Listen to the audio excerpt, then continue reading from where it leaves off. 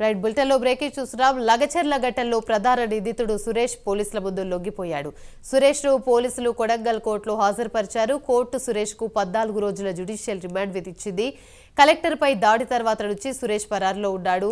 Lagacharla collector పై దాడి ఘటనలో సురేష్ ఏటూగా ఉన్నాడు. ఇదే అంశానికి సంబంధించి మరిన్ని వివరాలు మా ప్రతినిధి కుమార్ అందిస్తారు. కుమార్. Thank you Yamini. వికారాబాద్ జిల్లా ఏదైతే లగచర్లలోని కలెక్టర్ పై దాడి కేసులోని నిందితుడుగా ఉన్న సురేష్ ప్రస్తుతం ఈ రోజు పరిగి పిఎస్ లో అయితే లొంగిపోయాడు. ముఖ్యంగా ఈ కేసులోని మొదటి నుంచి కూడా పట్నం నరేందర్ రెడ్డి అలాగే బీఆర్ఎస్ ప్రధాన అనుచరుడు సురేష్ మధ్య ఎక్కువ ఫోన్ సంభాషణ జరిగింది. ఆ తర్వాత ఈ దాడి కూడా జరిగినట్లు పోలీసులు గుర్తించారు. ఈ నేపథ్యంలోనే పట్నం నరేందర్ రెడ్డిని ఇప్పటికే పోలీసులు అరెస్ట్ చేశారు. కానీ సురేష్ మాత్రం అప్పటి నుంచి కూడా పరారీలోనే ఉన్నాడు.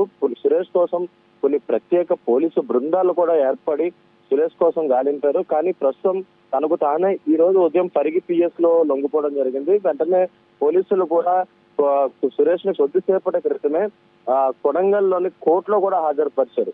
ముఖ్యంగా ఈ కేసులోనే ఒక ఫార్మాసిటీ కంపెనీ ఏర్పాటుకు సంబంధించి కలెక్టర్ వచ్చేసి ఏదైతే ప్రజాభిప్రాయ సేకరణకైతే లగచర్ల వెళ్ళడం జరిగిందో ఆ నేపథ్యంలోనే ఈ కేసుకు సంబంధించి అక్కడ ఉన్న రైతులు తమ భూములు ఇవ్వబోమంటూ కూడా కలెక్టర్ పై దాడికి దిగారు. అప్పుడు వెంటనే పోలీసులు కూడా అప్రమత్తమై దీనిపై కేసు అయితే నమోదు చేసిన తర్వాత ఇప్పటికే 25 మందిని ఆ దాడిలో పాల్గొన్న వారిని అదుపులోకి తీసుకున్నారు. ఆ తర్వాత ఈ కేసుని పూర్తిగా హైదరాబాద్ రేంజ్ ఐజీ సత్యనారాయణ కూడా విచారించిన తర్వాత పట్నం నరేందర్ రెడ్డికి అలాగే బీఆర్ఎస్ ప్రధాన అనుచరుడు సురేష్ మధ్య ఏదైతే 84 సార్లు ఫోన్ సంభాషణ గుర్తించిన నేపథ్యంలోని పట్నం నరేందర్ రెడ్డిని అరెస్ట్ చేశారు. ఆ తర్వాత సురేష్ గురించి లుకౌట్ నోటీసులు జారీ చేశారు. అలాగే దానికి సంబంధించి కొన్ని ప్రత్యేక బృందాలు ఏర్పాటు చేసి గాలింపు చర్యలు కూడా చేపట్టారు.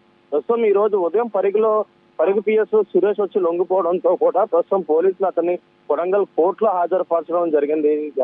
Right, thank you Kumar.